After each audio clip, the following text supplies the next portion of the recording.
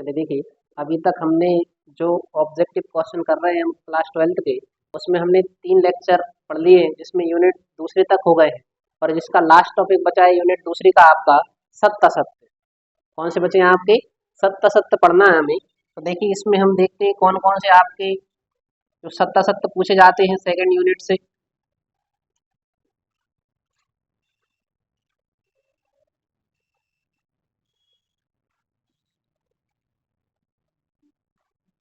तो आपको question read करना है बार बार, ठीक है ना, और आपको अपना आंसर अपने रजिस्टर में लिख लेना है ना। जब मैं इधर बताऊं तो फिर जिससे कंफर्म हो जाएगा कि आपका आंसर सही है या गलत है, जिससे तुक्का लगाने की संभावनाएं आपकी समाप्त हो जाए, ठीक है ना।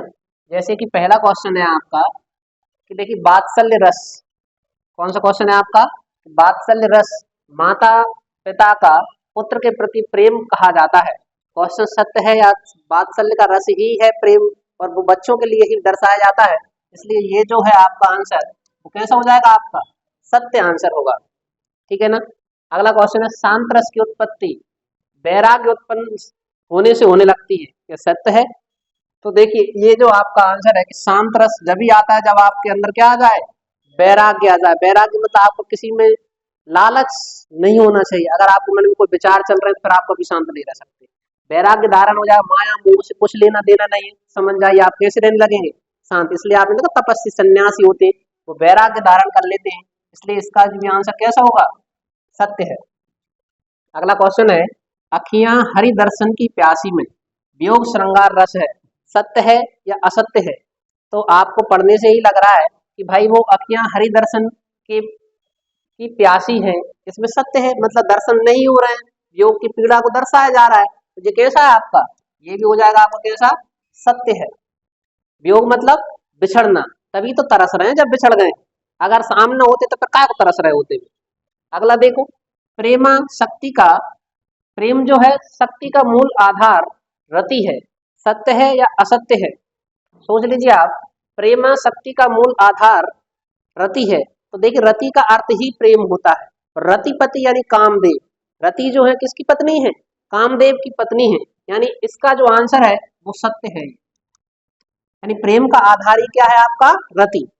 अगला देखिए, श्रृंगार रस के 3 भेद होते हैं, सत्य है या असत्य है? तो अगर पूछे जाए श्रृंगार रस के भेद क्या 3 है तो आप कहोगे ये पूर्णतः असत्य है, ठीक है ना, क्योंकि श्रृंगार रस के जो भेद है 2 है, संयोग श्रृंगार और वियोग श्रृंगार। अब देखिए रस के 10 अंग होते हैं, सत्य है या असत्य है? तो ये कैसा हो जाएगा आपका? तो ये असत्य हो जाएगा। अगला देखिए, रस को काव्य का शरीर कहा जाता है। रस को काव्य का शरीर कहा जाता है, सत्य है या असत्य है? तो ये है असत्य, क्योंकि आपने सुना है अलंकार को कहा जाता है। किसको कहा जाता है? अलंकार को कहा जाता है। आंसर होगा जहां रस होता है वहां गुण अवश्य होता है, सत्य है या असत्य है? तो जहां रस होगा वहां गुण अवश्य होगा, यानी ये कौन सा सेंटेंस है आपका? सत्य है, ठीक है ना। अगला क्वेश्चन पढ़िए आप कि श्रृंगार रस को रसराज कहा जाता है। क्वेश्चन क्या है अपना कि श्रृंगार रस को रसराज कहा जाता है, सत्य है या असत्य है? तो आप कहोगे श्रृंगार रस को रसराज कहा जाता है, यानी इसका जो आंसर है वो कैसा है आपका? सत्य है। अगला क्वेश्चन पढ़िए आप कि श्रृंगार रस को रसराज हो गया, भयानक रस का रंग काला माना जाता है, बताओ ये सत्य है या असत्य है? तो भयानक मतलब तुमने देखा भूत आ गए हो अचानक से, तुम डर लगने लगता है ना, कोई ऐसा काला दिख जाए आपको, तो ये सत्य है। भयानक दिखना मतलब कैसा दिखना? काला दिखना, सीधी बात है। अगला क्वेश्चन है आपका विभत्स रस का रंग नीला माना जाता है, जे इंपोर्टेंट करके आपको याद रखना है। क्या विभत्स रस का रंग नीला माना जाता है? तो आप कहोगे ये सत्य है। ये भी कैसा है? सत्य। भयानक का काला रंग है, विभत्स का कैसा रंग है? नीला रंग है। अगला जो क्वेश्चन है अपना सूरसागर महाकाव्य है, सत्य है या असत्य है? क्या सूरसागर आपका महाकाव्य है? सोच लीजिए आप आंसर देने से पहले। तो आपका जो आंसर होगा वो हो जाएगा क्या? असत्य है, कि सूरसागर जो है वो महाकाव्य नहीं है। अगला क्वेश्चन है अपना कि अंधेर नगरी खंड काव्य है, सत्य है या असत्य है? कौन सी नगरी की बात चल रही है? अंधेर नगरी। अंधेर नगरी खंड काव्य है, सत्य है या असत्य है? तो इसका जो आंसर है वो असत्य है। कैसा आपका? असत्य। अंधेर नगरी आपका खंड काव्य नहीं है। आगे देखिए, अगला जो क्वेश्चन आता है अपना कि महाकाव्य सर्वबद्ध रचना होती है। क्वेश्चन क्या है अपना कि महाकाव्य जो है सर्वबद्ध रचना होती है। इसको पढ़े आप।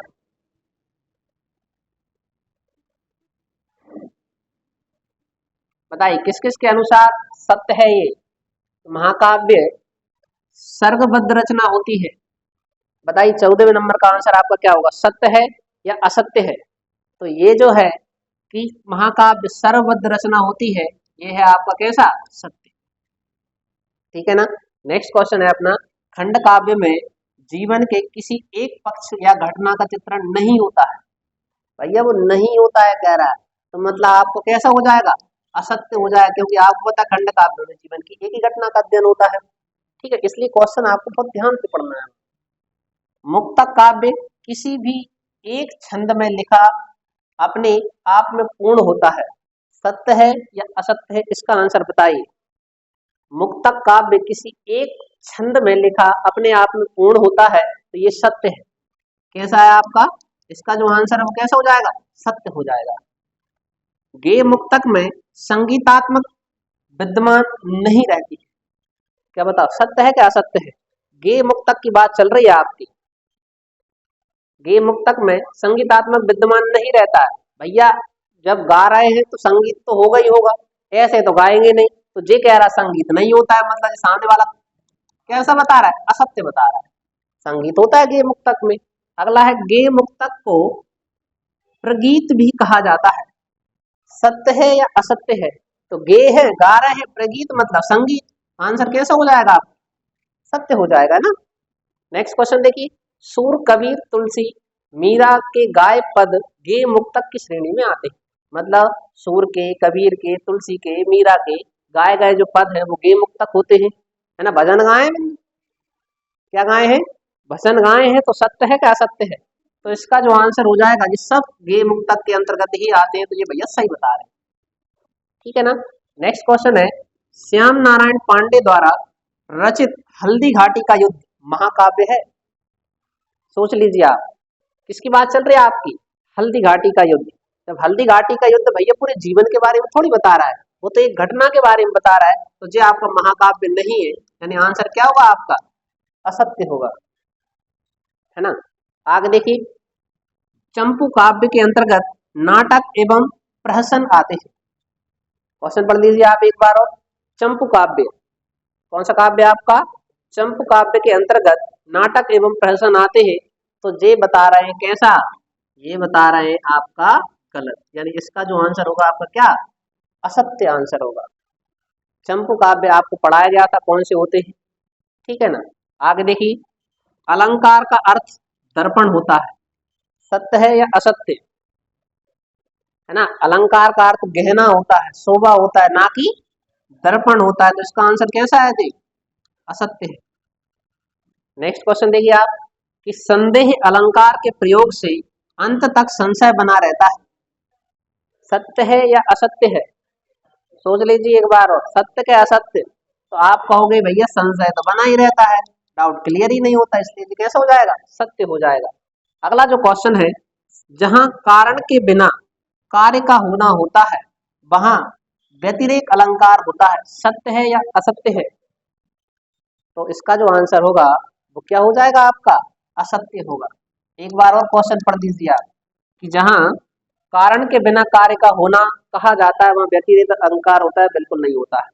अगला क्वेश्चन देखिए, अलंकार से काव्य में सुंदरता उत्पन्न होती है, सत्य है या असत्य है? तो भैया देखो, मैंने अभी हाल ही बताया था अलंकार का अर्थ ही होता है शोभा या गहना। तो यही तो बता रहा, अलंकार से काव्य में क्या जाती है? सुंदरता। सुंदरता किससे आती है? गहनों से आती है। यानी ये सामने वाला कैसा बता रहा है? वो सत्य कह रहा है। अगला क्वेश्चन है, रस्सी है या सांप में संदेह अलंकार है? सोच लीजिए, रस्सी है या सांप है? रस्सी है या सांप है में संदेह अलंकार है? तो आंसर है सत्य है। तो कंफर्म ही नहीं कह रहा, वो खुद ही कह रहा ना, या का साइन आ गया ना आपका, किसका आ गया है, या। अब वो खुद ही कह रहा रस्सी है या सांप है। कई बार आप देखते हो ऐसी ऐसी लंबी सी रस्सियां लटकती हुई, है ना, कभी कभी पेड़ों पे से लटक जाती है, तुमने कहा अरे रस्सी मिल गई, जबकि वो पता पड़ा कर रस्सी तो बड़ी पतली पतली रस्सियां हैं, शंकर जी तो बड़ी रस्सियां बांधे बैठे रहते। देखा है आपने, कभी प्रवचन सुने हैं आपने, वे सुनाते कि जब शंकर जी की बारात जा रही थी, बड़ी बड़ी रस्सियों से उनको सजाया गया था, उनकी बड़ी बड़ी जुल्फे डाली गई थी। देखा है आपने, है ना, गले में भी बड़ी बड़ी रस्सियां डाली गई थी। तो वो रस्सियां नहीं थी, वो क्या थे आपके, सांप थे, लेकिन लगते पतले पतले, अगर सांप बिछा दिए जाते तो किसके जैसे लगेंगे, रस्सियों के जैसे ही लगते हैं। आगे देखिए, जहां उपमेय में उपमान का भ्रम हो जाए वहां अलंकार होता है, कौन सा, भ्रांतिमान। क्या सत्य है या असत्य है, तो ये भी आपका कैसा हो जाएगा, सत्य हो जाएगा ना। उपमेय में उपमान का भ्रम हो जाए। अगला है सांग रूपक अलंकार, रूपक अलंकार का प्रकार नहीं, सत्य है या असत्य है, तो इसका जो आंसर होगा वो कैसा हो जाएगा भैया आपका, असत्य होगा। कैसा हो जाएगा आपका, असत्य। नेक्स्ट क्वेश्चन है, छंद पढ़ते समय विराम को तुक कहते हैं। सोच लीजिए आप, छंद पढ़ते समय क्या विराम को तुक कहा जाता है। एक बार और पढ़ दो आप क्वेश्चन, क्या छंद को पढ़ते समय विराम को तुक कहा जाता है, नहीं कहते हैं। यानी ये कैसा है आपका, असत्य हो जाएगा, यति कहा जाता है, यति। विराम को क्या कहते हैं अपन, यति कहते हैं, ना कि तुक।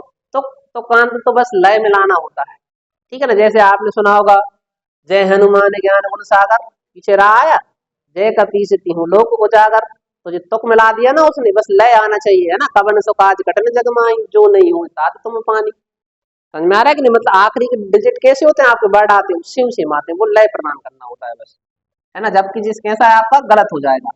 दोहा चौपाई का उल्टा होता है, सत्य है कि असत्य है, तो आप कहोगे ये जो है आपका, बताइए ये असत्य हो जाएगा, क्योंकि दोहा जो है सोठा का उल्टा होता है, ना कि चौपाई का, तो ये कैसा हो जाएगा आपका, असत्य हो जाएगा। दुर्मिल सवैया का दूसरा नाम चंद्रकला है, अभी हमने सुबह ही पढ़ा था, बताइए सत्य है या असत्य है, तो आपको बताया था मैंने, चंद्रकला का दूसरा नाम क्या है, दुर्मिल, यानी ये कैसा है आपका, सत्य है, ठीक है ना। नेक्स्ट क्वेश्चन है, सोठा के पहले दूसरे चरण में 11-13 मात्राएं होती हैं, सत्य है या असत्य है, सोच लीजिए एक बार आंसर देने से पहले। 13-11 होती है, 11-13 होती है, तो आंसर है ये असत्य है, 11-13 होती है, ना कि 13-11 होती है। अगला देखिए, वार्णिक छंद के प्रत्येक चरण में एक सा क्रम रहता है, सत्य है या असत्य है, तो आप कहोगे वार्णिक छंद के प्रत्येक चरण में एक सा क्रम रहता है, ये कैसा है, सत्य। तो वर्ण एक से लिखे जाएंगे आपके। अगला क्वेश्चन है, रुबाई उर्दू फारसी की एक छंद शैली है, तो ये तो सत्य है आपको, है ना, हमने सुबह भी पढ़ा था, 2 दिन से यही पढ़ रहे हैं, रुबाई शैली अरबी फारसी भाषा की। मात्रिक छंदों में गण होते हैं, क्वेश्चन क्या है अपना, मात्रिक छंद में गण होते हैं, क्वेश्चन पढ़ो अच्छे से, बताइए आंसर सत्य है या असत्य है। तो मात्रिक छंद में गण नहीं होते हैं, यानी ये सेंटेंस कैसा है आपका, असत्य है। क्वेश्चन से कवित्व एक वर्णिक छंद है, कवित्व एक वर्णिक छंद है, तो आंसर है इसका क्या होगा, सत्य हो जाएगा, ठीक है ना। हमने कितने क्वेश्चन सॉल्व कर लिए, 36 क्वेश्चन हमारे पूरे हो गए, ठीक है ना। आगे देखिए, अब आप क्वेश्चन है अपना अगला, जल्दी से पढ़ लीजिए आप।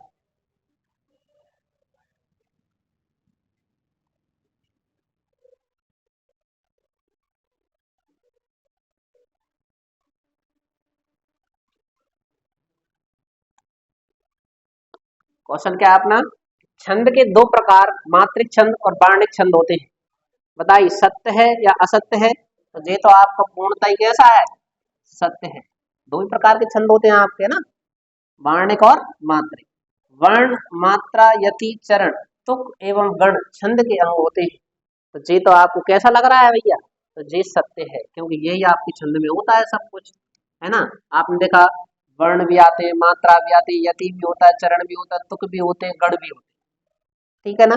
अगला क्वेश्चन है, ओज गुण शांत रस की कविताओं में पाया जाता है। सोच लेना आंसर देने से पहले। ओज गुण तो आपको कल सुबह ही पढ़ा था आपने, ओज गुण होता है वीर रस में। किसमें होता है आपका? वीर रस में। तो जी इसका आंसर कैसा हो जाएगा भैया आपका? असत्य हो जाएगा। अगला क्वेश्चन पढ़िए आप, 40वें नंबर का क्वेश्चन है कि माधुर्य गुण कोमल वर्णों की प्रधानता है। जी तो सत्य बात कह रहे हैं भैया, माधुर्य मतलब कोमल, कोमल मतलब कैसा है जी? सत्य। प्रसाद गुण प्राय सभी प्रकार के रसों में पाया जाता है। क्या ये सत्य है या असत्य है? तो इसका जो आंसर है वो सत्य है। प्रसाद गुण तो सब में ही होता है। हाँ, प्रसाद गुण पाया जाता है। लिख लीजिए, नोट करके लिख लेना, अगर कोई रस नहीं दे रहा तो जो कॉमन होता है सब। जिस तरह वीरता, उदारता, दया आदि मनुष्य की आत्मा के धर्म है, उसी तरह माधुर्य, ओज, प्रसाद रस के धर्म है। सत्य है या असत्य है? क्वेश्चन दीजिए आप आंसर जल्दी से। कि जिस तरह वीरता, उदारता, दया, जिन सब मनुष्य के भाग है कि नहीं बताओ? आप वीर भी हो, उदार भी हो, दया भी आ जाती है, मनुष्य की क्या है? आत्मा के धर्म है। इसी प्रकार रस के माधुर्य, ओज, प्रसाद इसके धर्म है। तो जी भैया कैसा बता रहा है जी? सत्य कह रहा है। ठीक है ना। नेक्स्ट क्वेश्चन आता है अपना कि शब्द गुण को काव्य गुण भी कहते हैं। सही है या गलत है? आंसर दीजिए। तो वो कह रहा है कि शब्द गुण को काव्य गुण भी कहते हैं। भैया काव्य गुण शब्दों से मिलकर बनता है, यानी ये आपका कैसा सेंटेंस है? ये भी सत्य है। ठीक है ना। अब नेक्स्ट क्वेश्चन आता है, बिंब किसी पदार्थ का मानचित्र या मानसी चित्र होता है। बताइए सत्य है या असत्य है? बिंब का मतलब ही प्रतिबिंब होता है। आप ऐसे याद रख लीजिए, बिंब मतलब अपनी कॉपी, डुप्लीकेट कॉपी जो आपको दिखाई देती, मतलब प्रतिबिंब। ठीक है, जिसको अपन बोलते हैं छाया। क्या बोलते हैं अपन? छाया चित्र बोलते हैं। यही तो कह रहे हैं, बिंब किसी पदार्थ का क्या होता है? मानचित्र या मानसी चित्र होता है। तो जी भैया कैसे बता रहे हैं जी? आपका सत्य है। नेक्स्ट क्वेश्चन आता है, स्मृति बिंब और कल्पित बिंब काल्पनिक बिंब के प्रकार है। सोच लीजिए, पढ़ लीजिए एक बार और आप आंसर। क्वेश्चन क्या है? स्मृति बिंब और काल्पनिक बिंब, कल्पित बिंब, काल्पनिक बिंब के प्रकार है। सत्य है या असत्य है? तो इसका जो आंसर है भैया, कल्पित काल्पनिक में आते स्मृति भी है और कल्पित भी है। काल्पनिक में आते बस ये चीज दिखाई थोड़ी देती। आप किसी चीज के बारे में सोच रहे हो, मैंने सोचा कि मैं कल अमेरिका जाऊंगा, अब तुम्हें दिखाई दे रहा है मैं क्या सोच रहा हूँ? इधर खड़े खड़े मेरे दिमाग में क्या चल रहा है किसी को पता है क्या? नहीं है। आप बैठे बैठे कोई कल्पना कर रहे हो या किसी के बारे में सोच रहे हो, ये किसी को दिखाई देगा क्या? नहीं है। तो ये किसका अंतर्गत आता है?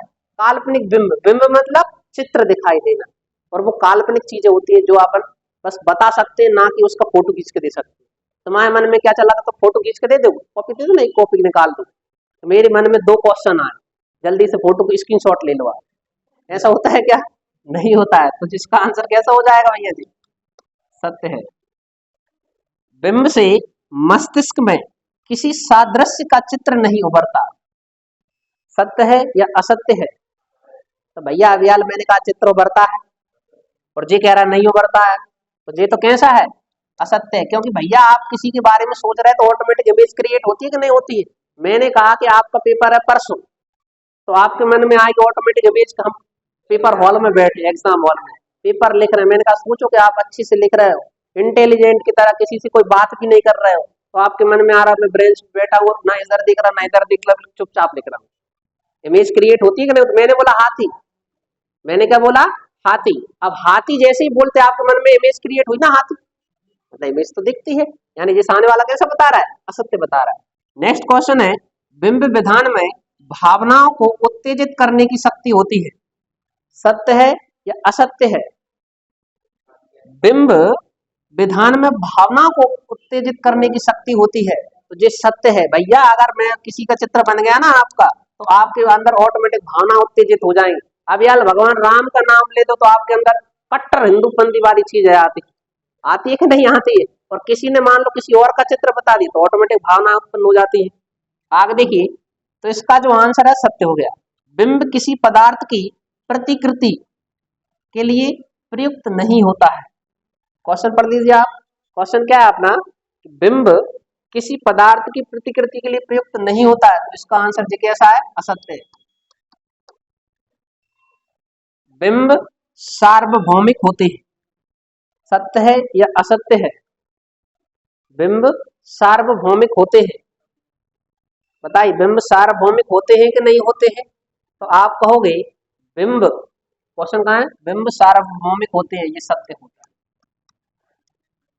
सार्वभौमिक मतलब सभी जगह, आपके मन में इमेज कहीं की भी बन सकती है, जरूरी नहीं है कि आप कहो कि भारत के लोगों के मन में इमेज अमेरिका की नहीं बनती, बन सकती है भाई, सार्व यूनिवर्सल है ये चीजें ना। आगे देखिए, बिंब में नवीनता और ताजगी होती है, सत्य है या असत्य है? तो ये तो भैया पूर्णतः ही सत्य है। आपके मन में जो इमेज बन रही है, ये ताजी आती है कि बासी बसैया जाती है कि नहीं? तो सब ताजा ही चलता है। अगला देखो, मुक्ति बोध ने अपनी रचनाओं में ध्वनि स्पर्श प्राकृतिक वैज्ञानिक आदि अनेक बिंबों का सजीव चित्रण किया है, सत्य है या असत्य है? सोच लीजिए आप इसका आंसर।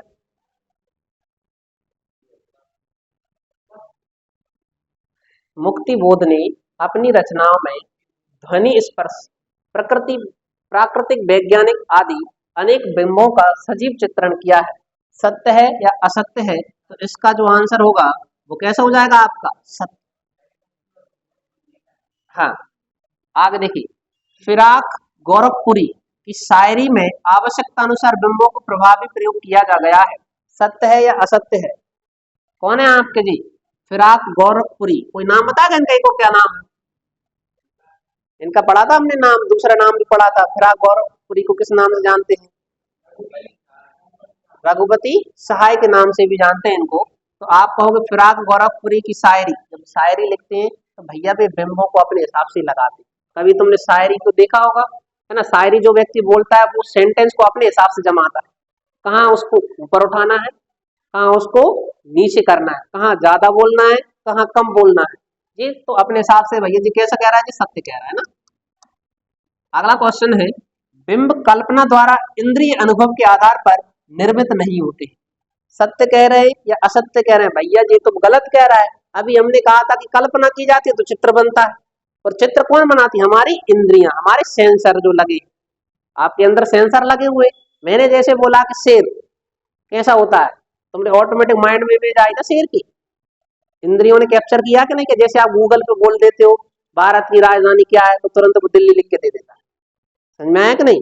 तो इसका जो आंसर है वो कैसा है जी, असत्य बता रहा है, ठीक है ना। तो ये हमारी सत्य असत्य पूरे हो चुके हैं, किसके, सेकेंड यूनिट के क्वेश्चन आपके पूरे हो गए, ठीक है ना। आगे देखिए, अब इनमें जो कुछ क्वेश्चन आंसर हैं वो आपको घर पे आज ही याद करना है, क्योंकि हमारे पास ज्यादा समय नहीं है। तो इतने जितनी आपके जो डेफिनेशन लिख रही है सब 2-2 नंबर के क्वेश्चन है, आज घर पे बैठ के जाके आपको इनको रिवाइज करना है सारे। देखिए साथ में चलते रहेंगे तो आपको सिलेबस ज्यादा समझ में नहीं आएगा, इधर आपके सारे ऑब्जेक्टिव हो रहे हैं, घर पे जाके आप सारे क्वेश्चन आंसर का रिवाइज कर लेना, ठीक है ना भैया। अब देखिए, अगला जो अपनी यूनिट आती है वो कौन सी यूनिट आती है, थर्ड यूनिट आती है, आरोह भाग का दूसरा गद्य खंड आ चुका है, ठीक है ना। अब इसमें देखते हैं हम, पहला क्वेश्चन है, क्वेश्चन पढ़िए अब आप। भक्तिन पाठ लिखा गया है, तो सोच लीजिए क्या है ये? भक्तिन पाठ क्या है? तो भक्तिन पाठ लिखा गया है, ये क्या है, रेखा चित्र। भक्तिन पाठ क्या आपका एक रेखा चित्र है।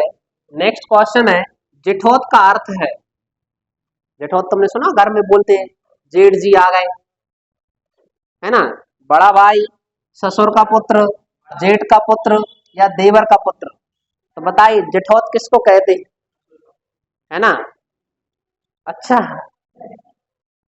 जेठौत, जेठौत का अर्थ होता है, तो आपका आंसर हो जाएगा,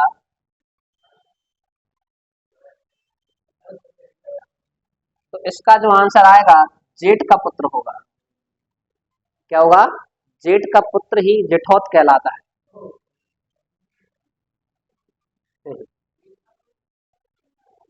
बड़ा भाई तो होगा नहीं, बड़ा भाई का जेठौत कहलाता है आपका? नहीं कहलाता। ससुर का पुत्र भी नहीं कहलाता है, ससुर का पुत्र तो तुम्हारा साला कहला जाएगा। लेकिन इसको क्या बोलेंगे अपन? जेठ का पुत्र क्या कहला जाता है? जेठौत कह सकते हैं उसको, है ना। आगे देखिए, भक्तिन का वास्तविक नाम है। भक्तिन, भक्तिन का वास्तविक नाम क्या है? लक्ष्मण। अरे वाह, तो इसका आंसर क्या हो जाएगा आपका? लक्ष्मण। भक्तिन गले में पहनती थी मणिमाला, कंठीमाला, मोतीमाला, सोने की माला। ये तो तुक्का भी अगर लगाओ तो भी लगा दो। भक्तों के पास कम पैसा होते हैं, ज्यादा होते ही नहीं है। अब हमें सोने की माला तो भूल से भी नहीं पैर पाने, कब लूट जाए कोई भरोसा नहीं। अगला क्वेश्चन है, महादेवी वर्मा का जन्म हुआ था, तो बताओ कब हुआ था महादेवी वर्मा का जन्म? तो आपको 1907 में हुआ था। आपको कवि परिचय, जीवन परिचय दिए थे, याद रखना इसको। यमा काव्य संग्रह है। यमा किसकी रचना है? यमा, बताओ यमा किसकी रचना है? तो आप कहोगे महादेवी वर्मा की। यमा किसकी रचना है आपकी? यमा परिमल नाम सुने आपने? तो यमा जो रचना किसकी है आपकी? महादेवी वर्मा की। बाजार दर्शन पाठ के लेखक हैं। बाजार दर्शन पाठ के लेखक कौन है आपके? तो आप कहोगे जैनेन्द्र कुमार। परख उपन्यास के लेखक हैं हजारी प्रसाद द्विवेदी, प्रेमचंद, यशपाल, जैनेन्द्र कुमार। तो सोच लीजिए आप आंसर देने से पहले, परख उपन्यास के लेखक कौन है? परख, तो परख के जो है उनका आंसर होगा जैनेन्द्र कुमार। कौन है आपके? जैनेन्द्र कुमार इसके लेखक हैं। बाजार दर्शन पाठ है निबंध, कहानी, रेखा चित्र या संस्मरण? तो बताइए बाजार दर्शन क्या है? तो बाजार दर्शन जो है आपका एक निबंध है, ठीक है ना। नेक्स्ट क्वेश्चन है, परचेजिंग पावर का अर्थ है। ये तो आपको एक देखो कितना समझदार पेपर वाला है, अंग्रेजी नाम हिंदी में लिख के दे दिया वाला, है ना। परचेजिंग पावर क्या होती है? खरीदने की शक्ति। बाजार का जादू चढ़ने का अर्थ है आकर्षक वस्तुएं, उपहार की वस्तुएं, उधार की वस्तुएं या उपहार की वस्तुएं? सोच लीजिए, बाजार का जादू, जब बाजार का जादू चढ़ता है तो मतलब चीजें कैसी हो जाती है? इफेक्टिव हो जाती है, यानी आकर्षक दिखती है। वो अपने जैसे ना अपन बाजार में जाते हैं, कुछ इधर घर से सोच के जाते हो आप, इस बार हम मेला में कुछ नहीं लेंगे, और जैसे ही मेला में पहुंचे तो सबसे पहले सॉफ्टी दिखाई तुम्हें, है ना। दूसरे तुम्हें खिलौना दिखा गया, कुछ भी दिखा गया सामान, जो आकर्षक चीजें कर रही हैं आपको, वे झिलमिलाती हुई लाइट है, आकर्षण का कारण होती है कि नहीं होती? इसलिए आजकल तुम देख सबसे ज्यादा कुछ लगे ना लगे, लाइट सबसे ज्यादा लगती है आपकी। बाजार दर्शन का पाठ का केंद्रीय भाव है बाजारवाद, राजनीतिवाद, धर्म या समाज? तो इसका तो आपको बताने की भी जरूरत नहीं, बाजारवाद में बाजार की बात की जाएगी। काले मेघा पानी दे पाठ के लेखक हैं। काले मेघा पानी दे पाठ के लेखक कौन है? तो आप बताएंगे धर्मवीर भारती। बहुत बढ़िया। अगला क्वेश्चन आता है आपका, गुनाहों का देवता। क्वेश्चन देखो कितना अच्छा लेकर आए हैं यहाँ पर, कि गुनाहों का देवता उपन्यास के लेखक हैं धर्मवीर, जैनेन्द्र कुमार, है ना, प्रेमचंद या वृंदावन लाल वर्मा? तो आंसर है आपका धर्मवीर भारती। कौन है आपके? धर्मवीर भारती इसके लेखक है, किसके? गुनाहों का देवता, ठीक है ना, याद रखना इसको आप। काले मेघा पानी दे पाठ है रेखा चित्र, संस्मरण, आलेख या एकांकी? तो आप कहोगे जो काले मेघा पानी दे, ये जो है आपका, ये है आपका क्या? संस्मरण। क्या है आपका? संस्मरण है। अगला क्वेश्चन है, पखवाड़ा शब्द का अर्थ है। सोच लीजिए आप, पखवाड़ा शब्द का अर्थ क्या है? पखवाड़ा, पखवाड़ा शब्द का जो अर्थ है 15 दिन की अवधि। पखवाड़ा शब्द का अर्थ क्या है आपका? तो आप कहोगे 15 दिन की अवधि। नेक्स्ट क्वेश्चन पढ़िए आप, लोक प्रचलित विश्वास और विज्ञान की द्वंद्व का चित्रण किस पाठ में है?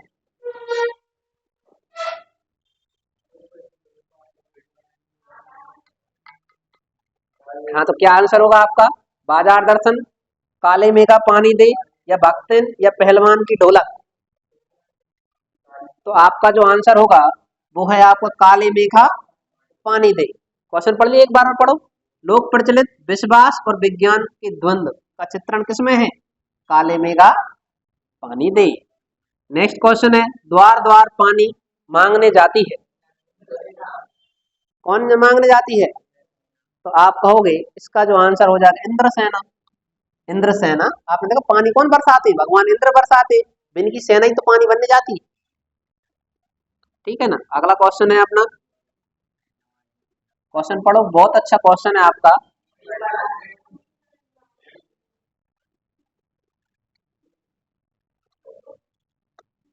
क्वेश्चन क्या है अपना?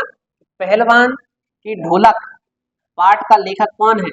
जैनेन्द्र कुमार, महदेवी वर्मा, धर्मवीर, या? बहुत बढ़िया। तो कौन है इसके? फणीश्वर नाथ रेणु। कौन है आपके? फणीश्वर नाथ रेणु। अगला क्वेश्चन पढ़िए, मेला आंचल। क्वेश्चन क्या है अपना?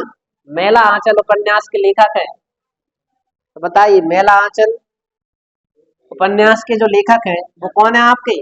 फणीश्वर नाथ रेणु। पहलवान की ढोलक का पाठ की विधा है, बताओ, एकांकी है, कहानी है, निबंध है, या रेखा चित्र है?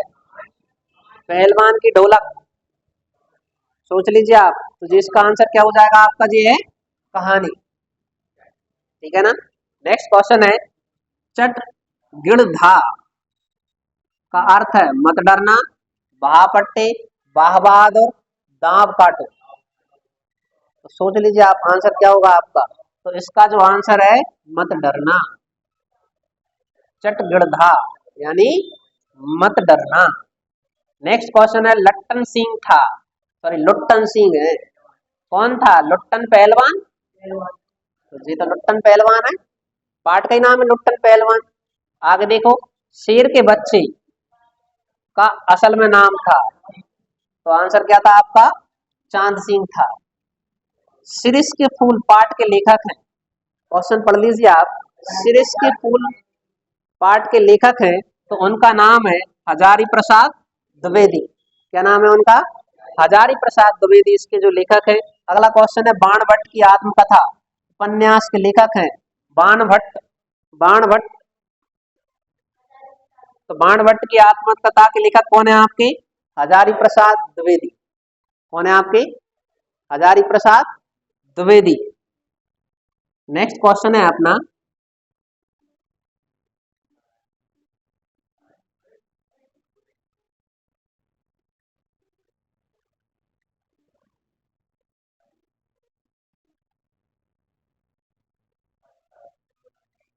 आ जाइए था ना अपन। क्वेश्चन है अपना, बाणभट्ट की आत्मकथा उपन्यास के लेखक कौन थे आपके? हजारी प्रसाद द्विवेदी। इच्छु का अर्थ है मक्खी, लाठी, आम का पेड़, गन्ने का तना। तो सोच लीजिए इच्छु, इच्छु का अर्थ क्या है? तो इच्छु का अर्थ है गन्ने। क्या है आपके? गन्ने का तना। इच्छु का अर्थ क्या है? गन्ने का तना। नेक्स्ट क्वेश्चन है अपना,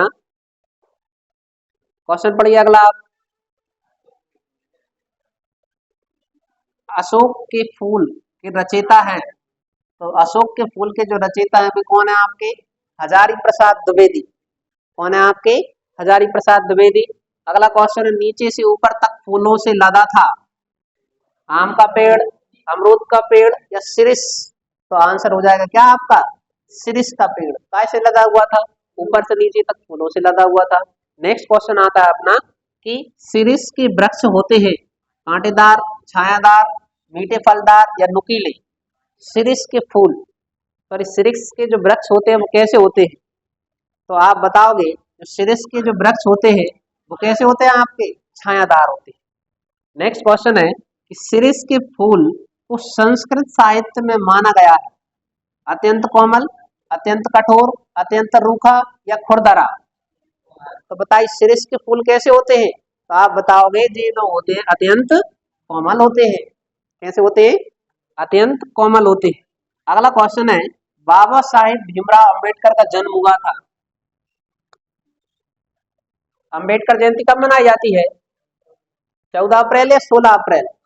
तो आप बताओगे ये मनाई जाती है कब आपकी? 14 अप्रैल को। नेक्स्ट क्वेश्चन है, उच्च शिक्षा प्राप्त करने के लिए अंबेडकर जी गए थे भारत, जापान, चीन या रूस? तो जी कहाँ पर गए थे आपके? ये गए थे पढ़ने के लिए अमेरिका। भीमराव अंबेडकर का आदर्श समाज निम्न में से है? कौन सा है? स्वतंत्रता, समानता, भाईचारा या स्वतंत्रता? तो आपका आंसर क्या होगा बताइए, भाईचारा या समानता? तो आंसर होगा आपका,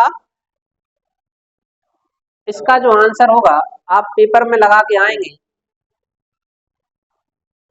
इसका आंसर लगाना आप क्या, इसमें एक ऑप्शन नहीं दिया, इन्होंने दिया था, इसका जो आंसर होगा स्वतंत्रता, समानता व भ्रातृत्व यानी भाईचारा। इसका पूरा आंसर लगाना इन्होंने बताया था क्या, पहली बताई थी हमें क्या होना चाहिए, स्वतंत्रता। वैसे जो पॉइंट अलग अलग है, क्वेश्चन होना था इनमें से सभी। स्वतंत्रता मिलना चाहिए, फिर क्या होना चाहिए आपका, समानता होना चाहिए। क्या होना चाहिए? समानता। और आपस में क्या होना चाहिए आपका, भ्रातृत्व। क्या होना चाहिए? भ्रातृत्व यानी भाईचारा। ठीक है ना, ये आपको याद रखना है तीनों। अगला क्वेश्चन है, समानता व भ्रातृत्व वास्तविक रूप हैं लोकतंत्र के, राजतंत्र के, नीति तंत्र के, लोकतंत्र एवं राजतंत्र के? तो बताइए किसके हैं ये? तो ये जो आते हैं आपके किसके हैं? लोकतंत्र। पर हमारा भारत कैसा है? लोकतंत्र ही है। ठीक है ना, इसलिए ये तीनों चीजें आती हैं उसमें, स्वतंत्रता, समानता और भ्रातृत्व। दूध पानी के मिश्रण को डॉक्टर अंबेडकर ने माना है भाईचारा, दयालुता, शिक्षा या कानून? दूध पानी को क्या माना उन्होंने? तो आप कहोगे भाईचारा। मतलब दूध और पानी एक दूसरे में मिलके रहते कि नहीं रहते, इसलिए उन्होंने बताया था। आपने देखा वो आजकल यूट्यूब पर रील ज्यादा चल रही है, वो हरिजन हरिजन कहते हैं। ठीक है ना, तो ऐसा है कि उन्होंने कहा था कि सब लोग आज के समय में, देखिए आप कोई किसी में भेदभाव करता है क्या? नहीं करता, सब लोग साथ में रहते। यही उनकी कोशिश थी, इसलिए आज सब लोग साथ में रह रहे हैं। जाति प्रथा को दूसरा रूप कहा है श्रम विभाजन को, समय विभाजन को? तो इसका जो आंसर होगा, जातिवाद का जो बताया गया वो किसको बताया गया है? श्रम विभाजन को दूसरा रूप कहा गया है। नेक्स्ट क्वेश्चन आता है आपका, उत्पीड़न का अर्थ है मदद, उलाहना, बपेशा या शोषण? उत्पीड़न होना, उत्पीड़न होना मतलब क्या होता है? शोषण होना। ठीक है ना। अगला क्वेश्चन है अपना, समानता व भ्रातृत्व वास्तविक रूप से क्या है? तो अभी यार आपने बताया था लोकतंत्र है। नेक्स्ट क्वेश्चन है, खड़ी बोली गद्य की प्रथम रचना है? इंपोर्टेंट करके इसको याद रखना, खड़ी बोली गद्य की रचना है, कैसी है? तो इसका जो आंसर है, गौरा बादल की कथा। खड़ी बोली गद्य की प्रथम रचना कौन सी है? गौरा बादल की कथा। किसकी कथा है जी? गौरा बादल की कथा है। ठीक है ना। अब जो हमारा आगे आता है कि आप कहोगे खालिस्तान आ गए, आप क्या आ गए आपकी? खालिस्तान। तो जल्दी से हम इन खालिस्तान को भी पूरा करते हैं। पहला क्वेश्चन है, भक्तन का कद था छोटा या बड़ा? तो भक्तन का जो कद था वो कैसा था? छोटा कद था। नेक्स्ट क्वेश्चन है, भक्तन पाठ रचयिता है कौन है? महादेवी वर्मा या रजिया सज्जाद जाहिद? तो इसका जो आंसर है वो क्या हो जाएगा आपका? महादेवी वर्मा। किसकी रचयिता है? भक्तन पाठ की रचयिता है।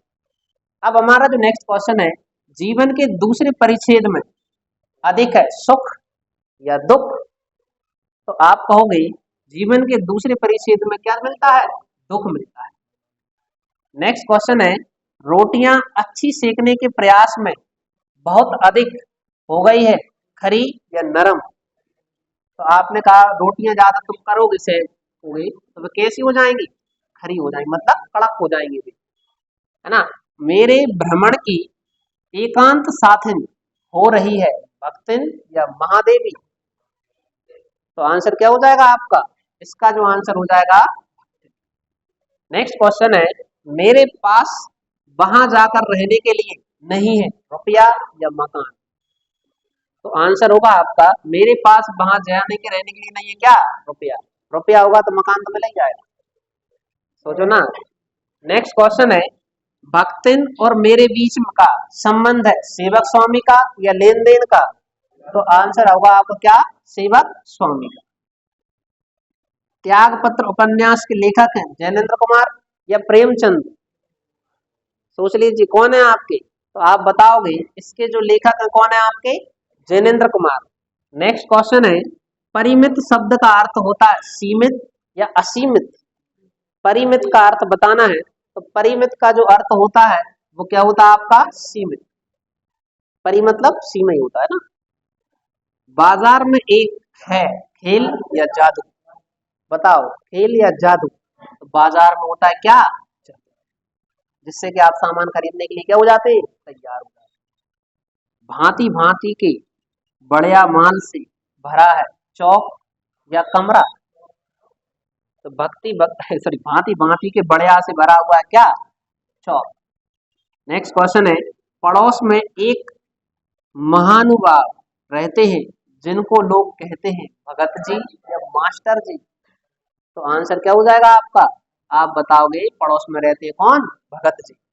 अब हमारा जो नेक्स्ट क्वेश्चन है, इच्छा को लेखक ने रहा है स्पृहा या परचेजिंग पावर? बताओ, स्पृहा कहा है या परचेजिंग पावर कहा है उन्होंने? तो आंसर हो जाएगा आपका क्या, स्पृहा कहा है ना। स्पृहा मतलब खरीदने की इच्छा ही होती है, परचेजिंग पावर नहीं हो कहे, उन्होंने अलग शब्द यूज किया है ना। इच्छा को इसको उन्होंने क्या कह दिया, स्पृहा कहा। अगला क्वेश्चन है अपना, पढ़ो कि एक की हानि में दूसरे का अपना दिखता है लाभ या स्वार्थ?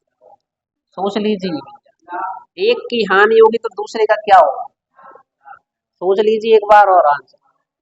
भैया ये तो कोई अगर ना भी पढ़ा होगा तो बता देगा। अगर मान लो एक का लॉस हो रहा है तो ऑटोमेटिक दूसरे का क्या हो रहा है, प्रॉफिट हो रहा है, ठीक है ना।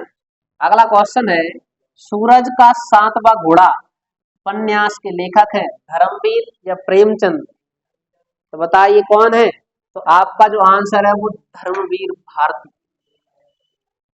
नेक्स्ट क्वेश्चन है, अर्घ का अर्थ है, अर्घ देते हैं ना अपन, अर्घ, अर्घ जैसे आप सूर्य को जल चढ़ाते हो, तो आंसर क्या हो जाएगा आपका, जल चढ़ाना होता है, अर्घ देना। सुबह सुबह अपन सूर्य को जो जल चढ़ाते हैं वो अर्घ देते हैं। काले मेघा पानी दे विधा में लिखा गया है, संस्मरण है या रेखा चित्र है? तो आपको पता ही है ये क्या है आपका, संस्मरण। देखिए क्वेश्चन रिपीट होते हैं, ऑब्जेक्टिव आ जाते हैं आप खालिस्तान में, खालिस्तान जोड़ी में धर देंगे, फिर वो एक शब्द में या सत्य सत्य में रख देते हैं। गगरी फूटी प्यासा घोड़ा या बैल? तो आंसर हो जाएगा बैल, प्यासा ही रहता है ना। दिवाली है तो गोबर और कौड़ियों से गोवर्धन और बनाने में लगा हूं, सतिया या रंगोली? तो आंसर है आपका सतिया। हाँ, गोबर और कौड़ियों से कभी आपने रंगोली बनाई? आंसर क्या होगा, सतिया। आपने दीपावली के समय पर नहीं देखा आपने, बहुत सी चीजें द्वारों के समय पर रख दिए जाते हैं, सातिया भी बना देते हैं। सातिया देखा आपने, सातिया किसको कहते हैं, तो जिसको हम बोलते हैं ऐसा, जिस सातिया कहते हैं, स्वास्तिक कहा जाता है इसको। क्या कहा जाता है, स्वास्तिक कहते हैं इसको, हिंदी में बोलते हैं इसको सातिया। ऐसे ही बना देते हैं। आगे देखिए, तैरते शब्द का अर्थ है पुकारते या चिल्लाते? तैरते, तो तैरते का जो अर्थ है वो है आपका पुकारते। अभी पापा टेर रहे हैं तुम्हें, सुना है तुमने, कहा ये कहाँ जा रहा है, पापा टेर रहे थे, तुम्हारे टेर रहे थे मतलब चिल्ला रहे थे, तो इसका जो आंसर होगा पुकारना, ठीक है ना। अगला देखिए, गगरी फूटी बैल प्यासा, यह इंद्र सेना का है खेल गीत या युद्ध गीत? सोच लीजिए, खेल गीत है या युद्ध गीत है? तो इसका जो आंसर है वो है खेल गीत, ठीक है ना। अगला देखिए, मेला आंचल उपन्यास के लेखक हैं फणेश्वर नाथ रेणु या खरे? तो जी अभी हाल आपने ऑब्जेक्टिव में भी पढ़ा था, क्या होंगे आपके, फणेश्वर नाथ रेणु। पहलवान की ढोलक पाठ की विधा है कहानी या व्यंग? तो ये तो आपको पता ही है क्या होती है, जो आपकी कहानी होती। अब हमारा नेक्स्ट क्वेश्चन है, ढाक ढक ढिना का आशा है बापट्टे या मत डरना? तो सोच लीजिए आप, तो आंसर क्या होगा आपका? बाहपट्टी। चांद सिंह को कहा जाता था शेर के बच्चे या हाथी के बच्चे? तो शेर के बच्चे हैं।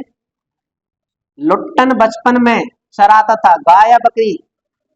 सोच लीजिए, लुट्टन बचपन में क्या चराता था? तो वो गाय चराता था। क्या चराता था? गाय। अब हमारा जो नेक्स्ट क्वेश्चन है, क्वेश्चन पढ़िए आप कि चांद सिंह लुट्टन पर की तरह टूट पड़ा, बिल्ली की तरह या बाज की तरह? तो आंसर होगा आपका क्या? बाज की तरह टूट पड़ा, है ना। अब जो नेक्स्ट क्वेश्चन है अपना, अंधेरी रात चुपचाप बहा रही थी होश या आंसू? अरे सोच लो पहले। अंधेरी रात चुपचाप बहा रही थी, ओस बहा रही थी। अरे भैया, अंधेरी रात में बिस्तर के अंदर कोई लाइट बंद करके कोई देख ना पाए, क्या बहाए जाते हैं? आंसू। क्या बहाए जाते हैं? आंसू।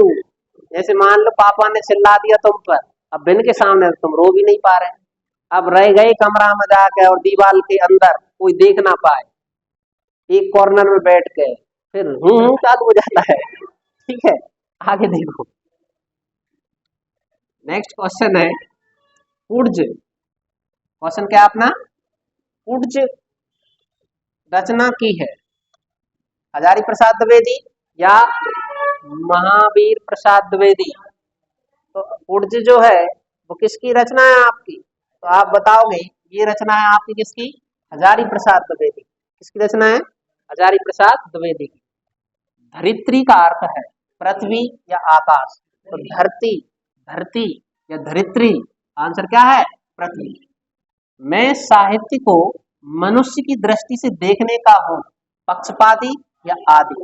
तो आंसर हो जाएगा, क्या होता है वो है साहित्य को देखने का पक्षपाती।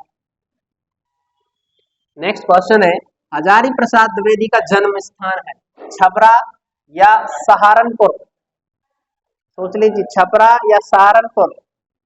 तो आंसर क्या हो जाएगा आपका? छपरा। क्वेश्चन है शीरीष के वृक्ष बड़े और होते हैं बदबूदार तो छायादार? तो आप कहोगे भी होते हैं कैसे? छायादार। क्वेश्चन है जरा और मृत्यु ये दोनों ही जगत की अति परिचित और अति प्रमाणिक हैं, सत्य या नित्य? सोच लीजिए, सत्य है या नित्य है? तो आंसर होगा आपका क्या? ये है सत्य। जरा, जरा मतलब बुढ़ापा। जरा मतलब क्या होता है? बुढ़ापा। बुढ़ापा आना निश्चित है और मृत्यु होना भी निश्चित है। निश्चित है मतलब सत्य है। अगर जन्म लिया तो बड़े भी होंगे, बड़े होंगे तो फिर बूढ़े भी होंगे। मतलब जरा यार जर्जर अवस्था भी आएगी, जब तुम में हवा लगेगी और तुम उड़ जाओगे, जब उड़ जाओगे तुम पर पहुंच जाओगे। लेकिन अब अपने तो पेपर देने जाना है।